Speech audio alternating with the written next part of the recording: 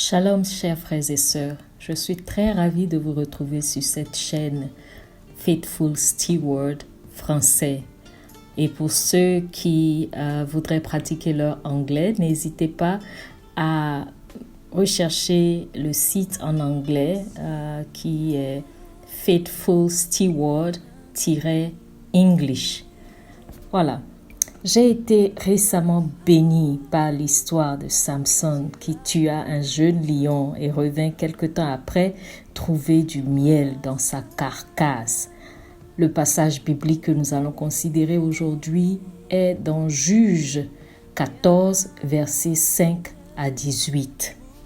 Le titre de ce message c'est « Plus doux que le miel, plus fort que le lion ». Dans le passage se trouvent des énigmes et devinettes qui requièrent plus qu'une simple lecture pour cerner leur signification. Après plusieurs jours de méditation et recherche, je ne saurais dire que j'ai épuisé mes trouvailles. J'ai donc l'honneur et le privilège de vous servir gratuitement de la viande et du miel. Je vous invite à retrouver les trésors de la mine de la parole de Dieu. L'esprit n'est pas séparé de la parole. L'énigme. Cette étude provient de la réalisation que la réponse apportée par les Philistins à l'énigme de Samson était elle aussi une question nécessitant une réponse. Quelle était l'énigme? De celui qui mange est sorti ce qui se mange, et du fort est sorti le doux. Au lecteur, la réponse semble assez simple, puisque nous sommes témoins de l'histoire relatée. Cependant, remarquez que la réponse des Philistins est une nouvelle question, même si le lecteur réalise que ça aurait dû être une réponse directe, c'est-à-dire le lion. Je réalisais alors que la réponse des Philistins ne provenait pas de leur propre réflexion, mais plutôt de la pression faite sur la femme de Samson. Une réponse qu'ils ont juste considérée comme certaine. Cela nous ressemble, n'est-ce pas? Nous qui prenons des prédications et prophéties des autres sans jamais vérifier la source de leur validité dans la parole, ou sans jamais rechercher une confirmation du Seigneur. Fermons cette parenthèse. Au verset 17, nous lisons « Elle pleura auprès de lui pendant les 7 jours que dura leur festin. Et le 7e jour, il la lui expliqua, car elle le tourmentait. Et elle donna l'explication de l'énigme aux enfants de son peuple, comme des perroquets. Les Philistins répètent la ligne apprise à Samson. Mais pourquoi Dieu, dans sa providence, aurait-il permis tant de symboles et d'énigmes dans ce passage si ce n'est pour nous emmener à cogiter et sortir la moelle de l'os comme mon feu père qui n'épargnait aucun moyen pour y parvenir? Ça me fait rire. Tout le plaisir d'une bonne viande de mouton réside dans l'os, disait-il. Eh bien, le lecteur est donc invité à manger de la viande et du miel de ce jeune lion, tout comme Samson. Allons-y, tuons cette énigme. Nous constatons dans le passage que Samson tue un jeune lion par l'Esprit de Dieu qui le saisit. Au verset 6, cela dit « L'Esprit de l'Éternel saisit Samson. » Et sans avoir rien à la main, Samson déchira le lion comme on déchire un chevreau. Il est clair que Samson n'aurait pas pu accomplir l'exploit de tuer le jeune lion sans la force ou la puissance de l'Esprit de Dieu. Par suite logique, nous comprenons que la viande sortira de ce lion qui vient d'être tué, de la viande à gogo. Ce qui est plus difficile à imaginer, c'est du miel dans la carcasse du lion après quelque temps. Elle aurait dû être dévorée par des loups, hyènes ou vautours. Ça aurait dû sentir mauvais. Comment ça, du miel? Viande et miel. Je suis certaine que vous avez déjà cette notion que la parole de Dieu est comparée à de la viande et du miel.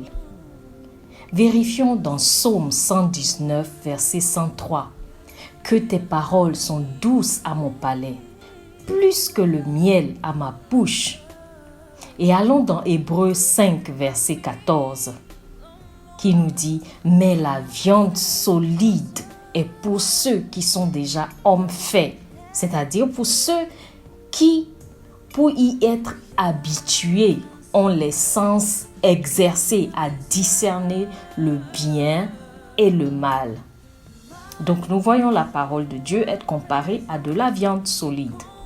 Notre réponse à la première partie de l'énigme des Philistins, à savoir quoi de plus doux que le miel, c'est la parole.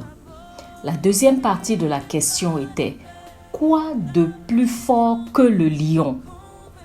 En d'autres termes, qu'est-ce qui est plus fort pour tuer le lion?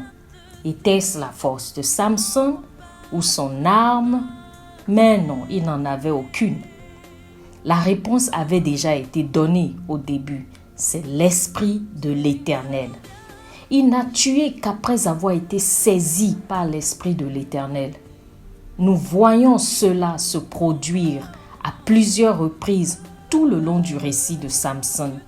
Sa force surnaturelle provenait de l'Esprit de Dieu. Je vous invite à relire toute l'histoire de Samson. Voilà l'explication que le Saint-Esprit m'a donnée en la simple phrase « L'Esprit n'est pas séparé de la parole ».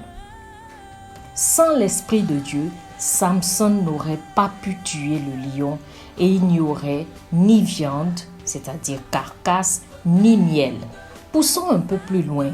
Quelle est la relation entre la viande et le miel? Pourquoi ne pas choisir d'utiliser soit le miel, soit la viande, si les deux se réfèrent à la même chose, c'est-à-dire la parole? Nous réalisons que Samson, après avoir tué le lion, n'a obtenu le miel qu'après plusieurs jours, lorsqu'il s'en retournait prendre sa femme, c'est-à-dire pour la célébration des noces pendant 7 jours. La première fois, c'était pour aller négocier, c'est pour, disons, la dot. Lisons un passage dans Apocalypse où la parole a été comparée à du miel. Apocalypse 10, versets 8 à 9. Et la voix que j'avais entendue du ciel me parla de nouveau et dit « Va, prends le petit livre ouvert dans la main de l'ange qui se tient debout sur la mer et sur la terre. » Et j'allai vers l'ange en lui disant de me donner le petit livre. Et il me dit « Prends-le et avale-le. Il sera amer à tes entrailles, mais dans ta bouche, il sera doux comme du miel. » Le petit livre remis à Jean était comme du miel dans sa bouche, comme vous l'avez constaté, mais amer dans ses entrailles.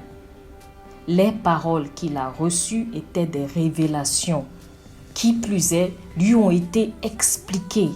La compréhension de la parole de Dieu intervient à différents niveaux et étapes. La parole est comparée à du lait. 1 Pierre 2, verset 2. Que nous devons tous désirer afin de croître spirituellement, tout comme le lait est indispensable à la croissance d'un bébé. La parole est aussi comparée à de la viande solide, nous l'avons lu dans Hébreux 5, 14, utile au discernement, tout comme il nous faut une certaine maîtrise du couteau et de la fourchette pour découper la viande en morceaux. Paul conseille à Timothée de dispenser droitement la parole de Dieu. 2 Timothée 2, verset 15. Le jeu de mots se prête bien en anglais. L'anglais a dit « rightly divide », ce qui veut dire en d'autres termes « découper justement la parole ». Nous voyons aussi Jean avaler la révélation qui est douce comme du miel dans sa bouche. Le miel est rare et très prisé. Pareil pour les révélations du Seigneur. Elles sont accordées à qui sait attendre pour les recevoir. Dans le récit de Samson, je vois le miel comme la parole de Dieu dont la compréhension nécessite une révélation de la part du Saint-Esprit. Cela nécessite de l'engagement et de la patience de notre part.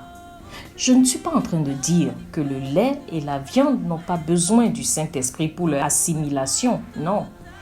J'essaie juste de faire ressortir l'ordre des choses.